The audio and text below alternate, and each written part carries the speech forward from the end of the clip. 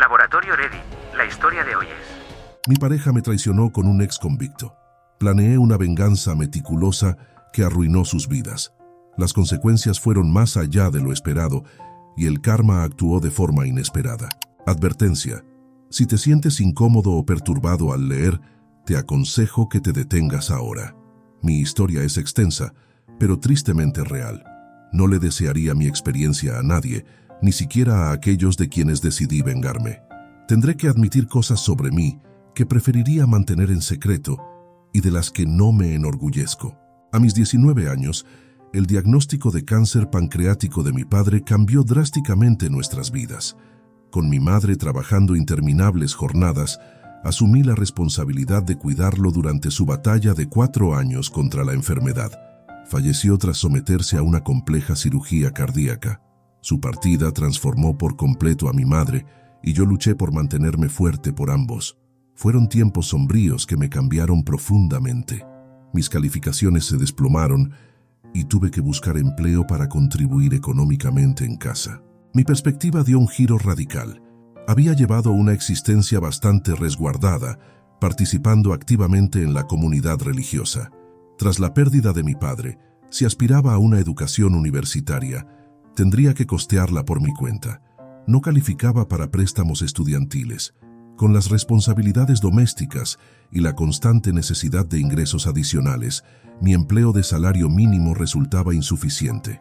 Un conocido me introdujo en un mundo peligroso, ofreciéndome la oportunidad de ganar dinero rápido, trabajando para él y sus asociados. Eran traficantes, y eventualmente me involucré en la distribución de sustancias ilícitas. Después de varios meses en ese negocio turbio, logré acumular suficientes fondos para financiar mis estudios superiores. Mantuve un perfil discreto, evitando llamar la atención con ostentaciones o gastos extravagantes. Completé mi licenciatura en 3 años gracias al tiempo adicional del que disponía. Inicialmente aspiraba a ser abogado, pero mi experiencia en el submundo criminal me hizo reconsiderar esa opción. Estudié Derecho, pero nunca me presenté al examen para ejercer, optando por convertirme en asistente legal. En la universidad me reencontré con Rita, una antigua compañera de secundaria. Descubrimos que habíamos sentido una atracción mutua en aquella época, pero éramos demasiado tímidos para expresarla. Nuestra amistad floreció rápidamente, convirtiéndonos en mejores amigos y con el tiempo en pareja. Nos enamoramos profundamente y comenzamos a trazar planes para nuestro futuro conjunto. Mis relaciones anteriores habían sido desastrosas, especialmente la última. Me habían dejado sintiéndome vacío, incapaz de amar. Mi ex, a quien llamaré Becky, había sido particularmente cruel al terminar nuestra relación. Yo la había ayudado a salir de una situación abusiva, tratándola siempre con respeto y consideración. Sin embargo, ella me dejó completamente destrozado. Encontrar a Rita me devolvió la esperanza, pero también me hizo consciente de lo mucho que habían fracasado mis relaciones previas. Rita parecía ser mi alma gemela y estábamos convencidos de que nuestro destino era estar juntos. Avanzamos con cautela al principio. Con el tiempo me abrí completamente a ella, revelándole sobre Becky, mi padre y todo lo que había experimentado. Ella me brindó su apoyo incondicional y demostró una gran empatía. Nuestra relación se profundizó y pronto comenzamos a convivir. Rita valoraba mi honestidad, mi capacidad de escucha y mi instinto protector. Nos declaramos nuestro amor mutuo y empezamos a planear formar una familia. Sin embargo, nunca le revelé cómo había financiado mis estudios ni las experiencias que viví en ese mundo oscuro. Temía que esa información pudiera arruinar lo que habíamos construido. Nuestro amor parecía perfecto y el futuro se perfilaba prometedor. Unos meses después ocurrió una tragedia. Mi madre sufrió un grave accidente doméstico, quedando atrapada bajo un mueble pesado. Los vecinos la encontraron y la trasladaron al hospital. Además de las lesiones y fracturas, los médicos descubrieron que tenía una válvula cardíaca defectuosa. Durante los exámenes, también detectaron varias masas sospechosas alrededor de su riñón izquierdo. Una biopsia confirmó nuestros temores: cáncer renal. Mi madre inició el tratamiento y comprendí que debía dedicarme completamente a ella. Expliqué la situación a Rita, quien me aseguró su apoyo incondicional. Me dijo que no quería que nuestra relación se pausara y que estaría a mi lado en todo momento. Agradecí su comprensión y le pedí que si en algún momento sentía la necesidad de tomar distancia o si surgía interés en alguien más, me lo comunicara abiertamente. Ella reafirmó su compromiso conmigo, asegurándome que nadie podría ocupar mi lugar. La quimioterapia comenzó y al principio mi madre parecía tolerarla bien. Sin embargo, hacia el final del segundo mes, empezó a mostrar signos de debilidad y pérdida de apetito. Durante este periodo, mantenía comunicación constante con Rita, intercambiando mensajes y llamadas varias veces al día. Ella siempre preguntaba por el estado de mi madre y pasábamos horas conversando antes de dormir, expresando cuánto nos extrañábamos. Nos veíamos aproximadamente cada 2 semanas y esos momentos juntos parecían perfectos. A medida que la salud de mi madre se deterioraba, le sugería a Rita que saliera con sus amigos y disfrutara del verano. Sabía que ella apreciaría las actividades al aire libre, algo que yo no podía compartir debido a mi situación. Rita comenzó a salir más, y yo disfrutaba escuchando sus anécdotas. Siempre mostraba preocupación y tristeza cuando le contaba sobre el estado de mi madre. La quimioterapia estaba surtiendo efecto en las células cancerosas, pero también estaba debilitando enormemente a mi madre. Me percaté de que el tratamiento la estaba afectando tanto como la enfermedad misma. Necesitaba un respiro. Unos amigos de mi madre se ofrecieron a cuidarla por unas horas, lo que me permitió ir a visitar a Rita. Le avisé que iba en camino y ella me dio la dirección donde se reuniría con sus amigos. Al llegar vi a la mayoría de los amigos de Rita, a quienes ya conocía. Mientras me acercaba al grupo en el patio trasero, noté a un hombre sentado cerca de Rita. Ambos reían y parecían muy cómodos juntos. Rita me presentó al hombre, a quien llamaré Henry. Él me saludó efusivamente, pero algo en su actitud me generó desconfianza. Quizás debido a mi pasado, tengo cierta facilidad para detectar personas poco confiables, y Henry activó todas mis alarmas internas. Supe que Henry era nuevo en el círculo de amigos de Rita. Nadie lo conocía desde hacía más de un par de meses. Quiero aclarar que lo que sentí no fueron celos. Rita tenía muchos amigos hombres que yo apreciaba, pero había algo en Henry que me hacía dudar de su integridad. Intenté ignorar esa sensación, atribuyéndola a posibles celos irracionales. Me integré a la conversación con Rita y sus amigos, tratando de calmar mis sospechas. Observaba a Henry discretamente mientras interactuaba con cortesía. Esa noche, Rita y yo nos quedamos en su casa antes de que yo regresara con mi madre. En las semanas siguientes, la salud de mi madre continuó empeorando. Rita y yo manteníamos comunicación constante, aunque ahora me doy cuenta de que yo iniciaba la mayoría de las conversaciones. Un día, algunos familiares se ofrecieron a cuidar a mi madre, permitiéndome visitar a Rita nuevamente. La llamé en el camino y ella me indicó en qué restaurante estaría cenando con sus amigos. Al llegar al estacionamiento, vi a Henry subiendo a un auto deportivo lujoso. Se marchó sin verme, ya que no reconocía mi vehículo. Entré al restaurante y me uní a Rita y sus amigos, quienes me recibieron cálidamente. Cenamos y tomamos algunas copas antes de regresar a casa de Rita. Le pregunté casualmente por qué Henry se había ido tan pronto, a lo que ella respondió que no sabía que hubiera estado allí. El restaurante estaba en un centro comercial con varias tiendas. Supuse que Henry podría haber estado en alguna de ellas sin que Rita lo notara. Pasé la noche con Rita antes de volver a casa. Al día siguiente, cerca del mediodía, mi madre tuvo una recaída grave y tuvieron que llevarla al hospital en ambulancia. Su sistema inmunológico estaba muy debilitado por la quimioterapia, haciéndola susceptible a infecciones. Pasó 3 semanas hospitalizada, recibiendo tratamiento intensivo, pero su condición empeoraba día a día. Finalmente, los médicos me informaron que a mi madre le quedaba como máximo 1 semana de vida. Sabiendo que no quería pasar sus últimos momentos en esa fría habitación de hospital, coordiné con el personal médico para llevarla a casa y hacer sus días finales lo más cómodos posible. Aunque extremadamente débil, mi madre se alegró de estar de vuelta en su hogar. Ambos sabíamos que el final estaba cerca. A pesar de su miedo, me pidió que fuera fuerte por ella y me dijo que estaba lista para reunirse con mi padre después de tanto tiempo. Conseguí que una amiga de la iglesia cuidara a mi madre por unas horas. Decidí ir a ver a Rita. Necesitaba su consuelo. No la llamé porque estaba demasiado alterado. Ver sufrir a mi madre era devastador. Sabía que Rita sabría qué decir para reconfortarme. Al llegar a su casa, vi un auto deportivo negro estacionarse detrás del suyo. No le di importancia, concentrado en la inminente pérdida de mi madre. Usé la llave que Rita me había dado para entrar por la cocina, como siempre hacía.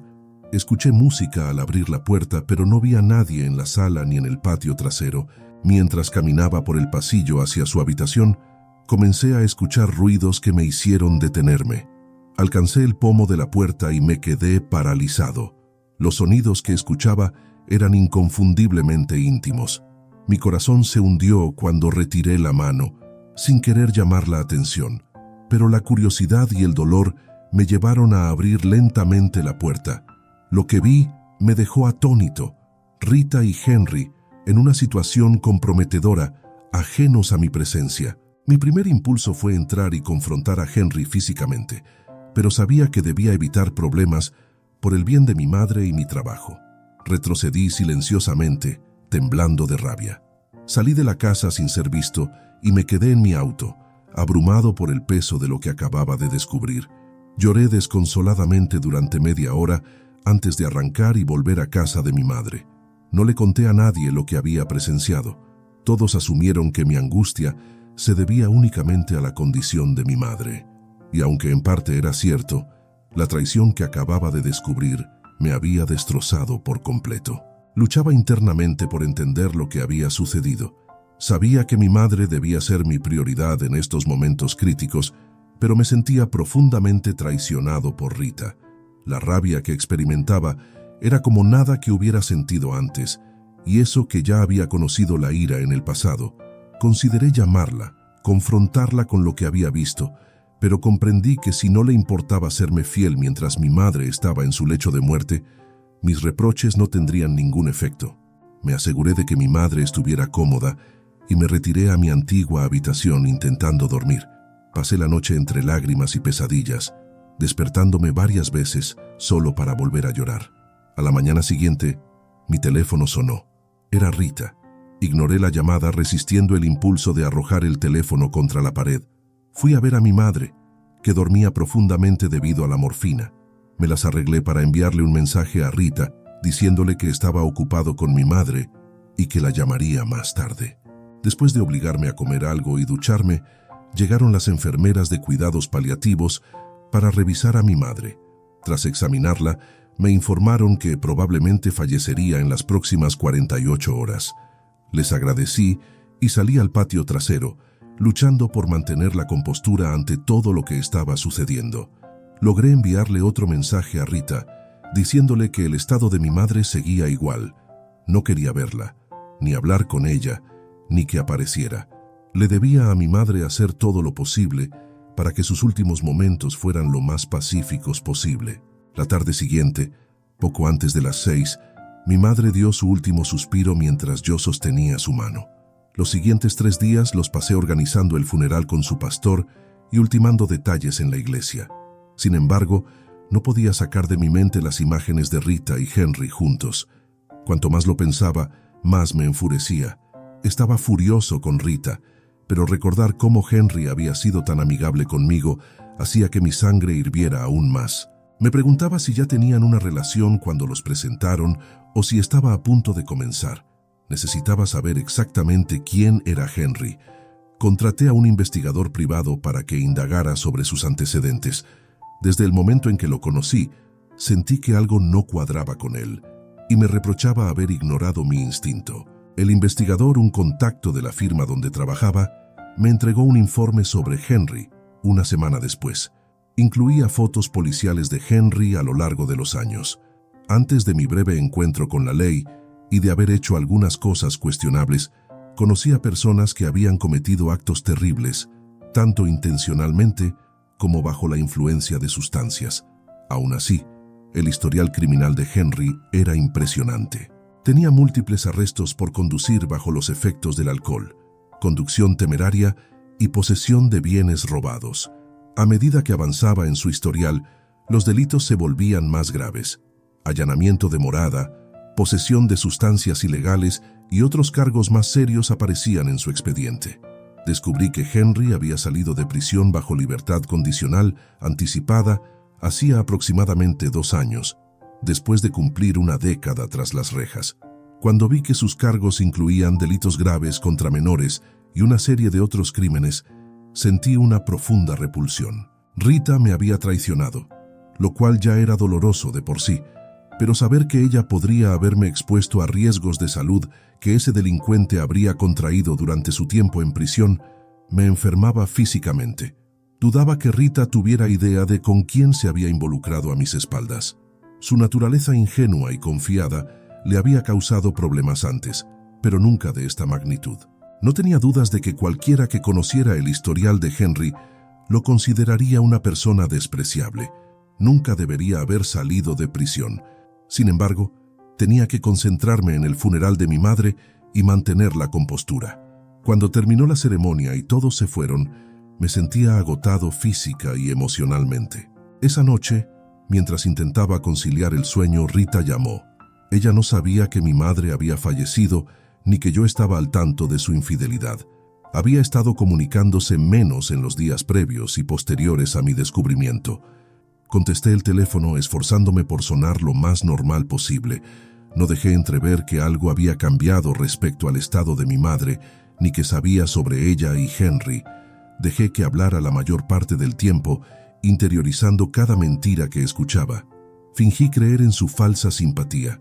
Cuando dijo que me extrañaba al despedirse, mentí diciendo lo mismo. Pero honestamente, en ese momento, si ella hubiera desaparecido, no me habría importado en lo más mínimo. Tuve algunas semanas libres del trabajo por duelo. Sabía que mi relación con Rita había terminado, pero una parte de mí no podía dejar de pensar en lo cruel que había sido su comportamiento, intencional o no. Me alegraba haber descubierto la verdad sobre ella y Henry antes de que ocurrieran más mentiras y traiciones. Sin embargo, sentía que lo que ambos me habían hecho en un momento tan vulnerable de mi vida era imperdonable. Quería vengarme, quería arruinar sus vidas sin que supieran que yo estaba detrás de todo. Contacté al Departamento de Recursos Humanos y completé la documentación necesaria para extender mi licencia por duelo. Aunque no temía ser despedido, preferí seguir el procedimiento legal. Tenía suficientes ahorros para mantenerme durante medio año o más, si era necesario. Mi objetivo principal era vengarme de Henry. Siendo un delincuente en libertad condicional, incluso una infracción menor lo enviaría de vuelta a prisión para cumplir su sentencia original. Pero yo quería más que eso. Buscaba nuevos cargos que lo mantuvieran tras las rejas por el resto de su vida. Conocía a su oficial de libertad condicional y sabía que si la contactaba, ella investigaría a Henry a fondo. Con sus antecedentes, dudaba que tuviera un empleo legal que le permitiera costear un auto deportivo nuevo y su seguro. Estacioné mi vehículo en la calle de Rita, usando un auto que ella no reconocería. Vi el auto de Henry en su entrada. Esperé pacientemente hasta que, alrededor de las 2 de la madrugada, lo escuché encender el motor y alejarse. Lo seguí discretamente, asegurándome de no levantar sospechas. Era el momento de hacer mi propia investigación. Manteniendo una distancia prudente, seguí a Henry hasta una casa descuidada en un barrio de clase baja. Anoté la matrícula de su auto y estacioné más adelante. Dormí algunas horas en mi vehículo, vigilando la casa. Alrededor de las 8 de la mañana salí a comprar algo para desayunar. Durante todo el día, observé un flujo constante de personas que entraban y salían rápidamente de la casa de Henry. Era evidente que estaba involucrado en actividades ilícitas. Tomé fotos de cada vehículo que se detenía y grabé varios videos de la actividad. Repetí esta rutina durante varios días, documentando meticulosamente todo lo que ocurría. También vigilaba por las noches, cuando sabía que Rita salía del trabajo. Henry se iba y lo seguía para verlo encontrarse con Rita en restaurantes o ir directamente a su casa. Dudaba mucho que Rita hubiera estado alguna vez en la casa de Henry, al menos no en esa casa. Aunque ya tenía suficiente evidencia para entregar a la policía, decidí documentar un día más de actividades. Ese último día, me instalé cerca de la casa de Henry alrededor de las 3 de la tarde. Noté que el flujo de visitantes había disminuido, lo cual era inusual. Media hora después vi llegar una camioneta negra de lujo. A diferencia de las visitas habituales, de esta vez bajaron 3 hombres corpulentos que escoltaron a un hombre de mediana edad al interior. Permanecieron en la casa por más de 2 horas, algo completamente fuera de lo común. Estaba casi seguro de que ese hombre era el proveedor de Henry. Pasé en mi auto y fotografié la matrícula de la camioneta. En casa descargué todas las fotos y videos que había recopilado en mi computadora. Redacté un informe detallado de la actividad observada durante los 4 días. Imprimí 38 páginas de fotos mostrando a personas entrando y saliendo de la casa de Henry. Guardé todos los videos en una tarjeta de memoria y la coloqué en una caja protectora. Sabía que con esta evidencia sería fácil convencer a la policía de las actividades ilegales de Henry. Les estaba proporcionando pruebas concretas y admisibles, con fecha y hora registradas en cada foto y video. Pero quería asegurarme de que Henry enfrentara consecuencias más allá de un simple arresto policial. A la mañana siguiente, me dirigí a la estación de policía de la ciudad de Rita. Solicité hablar con alguien de la división de narcóticos. Un oficial uniformado me atendió y le entregué mi tarjeta de presentación. El policía reconoció el peso de mi credencial, aunque nunca había ejercido como abogado. Le informé que tenía información que podría interesarle. El detective me llevó a una sala de conferencias, donde intercambiamos algunas palabras sobre conocidos mutuos. Luego, le entregué la carpeta con la evidencia y la caja con la tarjeta de memoria. En las primeras páginas del informe figuraban el nombre completo de Henry, su fecha de nacimiento, sus antecedentes penales y los datos de su oficial de libertad condicional. Observé en silencio mientras el detective examinaba las fotos. Por sus expresiones, era evidente que comprendía la magnitud de la información que le había proporcionado. Seguramente estaba calculando cuántas detenciones podrían resultar de esto, la cantidad de drogas que se sacarían de las calles y las posibilidades de ascenso que esto representaba. El detective me agradeció por la evidencia y me preguntó si estaría dispuesto a testificar.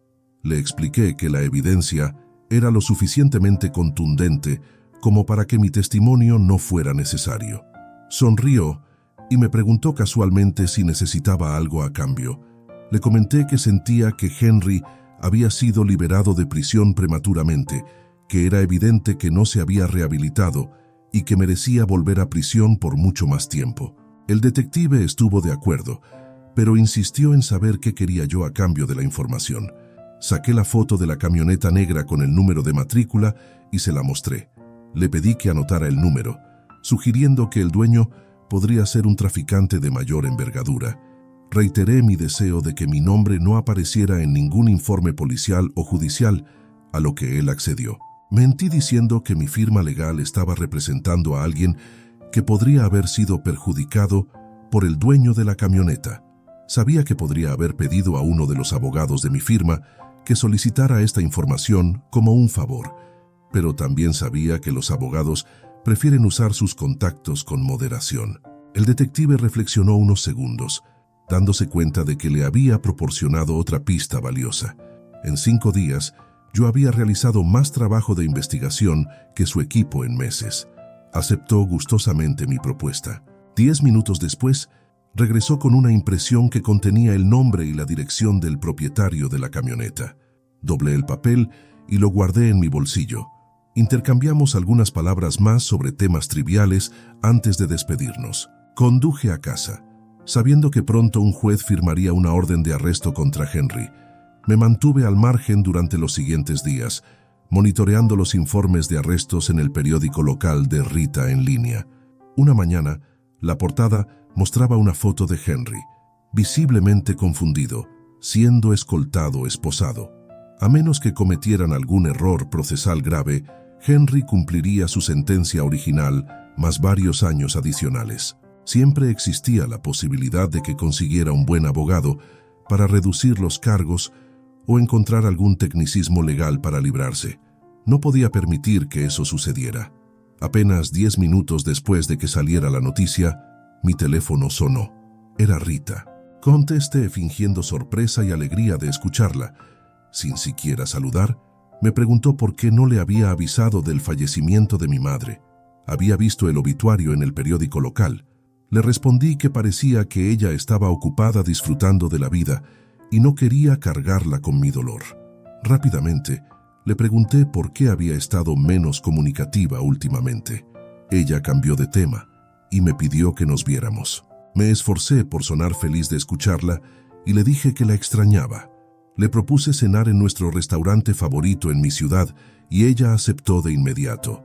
Con Henry fuera del panorama, parecía ansiosa por volver a tener mi atención. Me presenté a la cena con una sonrisa forzada y un abrazo prolongado, luchando contra el impulso de terminar todo en ese momento. Me sorprendió que no dijera nada cuando evité besarla. Supongo que asumió que, en mi estado de duelo, el romance no era una prioridad. La verdad es que tenía una idea bastante clara de lo que su boca había estado haciendo y no quería ningún contacto de ese tipo. Nos sentamos en la barra y pedimos bebidas a nuestro camarero habitual, quien nos conocía como pareja por nuestras generosas propinas. Cuando llegaron nuestras bebidas, me excusé para ir al baño. Aproveché para enviar un mensaje al camarero pidiéndole que mis bebidas fueran sin alcohol y las de Rita dobles. Al regresar, seguimos conversando sobre cócteles que habíamos disfrutado en el pasado. Actué como si estuviera buscando la receta de alguna bebida especial. Cuando el camarero se acercó para tomar otro pedido, le mostré discretamente el mensaje en mi teléfono, preguntándole si conocía esa bebida. Él entendió la indirecta y asintió, diciendo que era una de sus especialidades. Estoy seguro de que tanto el camarero como Rita asumieron que ella podía beber sin preocupaciones, ya que supuestamente volvería a casa conmigo. Mis planes eran otros. Rita comentó lo fuerte que estaba su bebida. Le dije que apenas notaba el alcohol en la mía. Pedimos varias rondas más. Rita mencionó lo mareada que se sentía, mientras yo fingía confusión, diciendo que apenas sentía los efectos. Después de algunas horas, pagué la cuenta dejando una propina generosa. Al salir, simulé recibir una llamada importante. Tras una breve conversación ficticia, le dije a Rita que debía volver urgentemente a mi oficina. Uno de los abogados necesitaba mi ayuda para un caso que tenía temprano al día siguiente. Le pedí que regresara a su casa y me esperara, prometiendo que no tardaría mucho. La ayudé a subir a su auto y la vi alejarse. Inmediatamente llamé a la policía reportando que acababa de ver a una conductora en estado de ebriedad salir del restaurante. Les supliqué que se apresuraran, enfatizando que la persona no estaba en condiciones de manejar. Subí a mi auto y me dirigí hacia la casa de Rita, que estaba a unos 2 kilómetros. A mitad de camino, vi las luces de patrulla frente a mí y reduje la velocidad. El auto de Rita estaba detenido a un lado de la carretera. Sabía que la arrestarían por conducir bajo los efectos del alcohol, tal como había planeado. Lo que ninguno de los dos sabíamos era que Henry había estado usando el auto de Rita para transportar mercancía ilegal a distribuidores menores. Siguiendo el protocolo, los oficiales realizaron una búsqueda rutinaria del vehículo y encontraron evidencia incriminatoria oculta bajo el asiento trasero. Nunca fue mi intención que la arrestaran por posesión con intención de distribuir. Sin embargo, el hecho de que Rita me hubiera dado una llave de repuesto de su auto la misma noche que me dio la llave de su casa, me hizo darme cuenta de que fácilmente podría haber sido yo quien terminara con su vida arruinada. Ninguno de los dos tenía idea aún de lo que yo sabía sobre su infidelidad. Eso se revelaría más tarde. Regresé a mi casa y poco después recibí una llamada de un número desconocido. Al contestar, escuché a Rita llorando y balbuceando, intentando explicarme algo. La tranquilicé, realmente queriendo oír lo que tenía que decir. Finalmente logró decirme que estaba en la cárcel. Fingí sorpresa y le pregunté dónde y por qué. Cuando me contó sobre los cargos por drogas, actué genuinamente impactado. Le pregunté qué quería que hiciera y ella me suplicó que la ayudara a salir. Me pidió que pagara su fianza. Le expliqué que debido al reciente fallecimiento de mi madre, no podía arriesgar ninguna de mis propiedades por problemas de sucesión.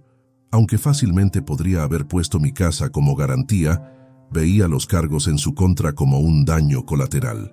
Ella ya había lastimado mi vida lo suficiente con su traición, y los cargos por posesión con intención de distribuir conllevaban una sentencia obligatoria.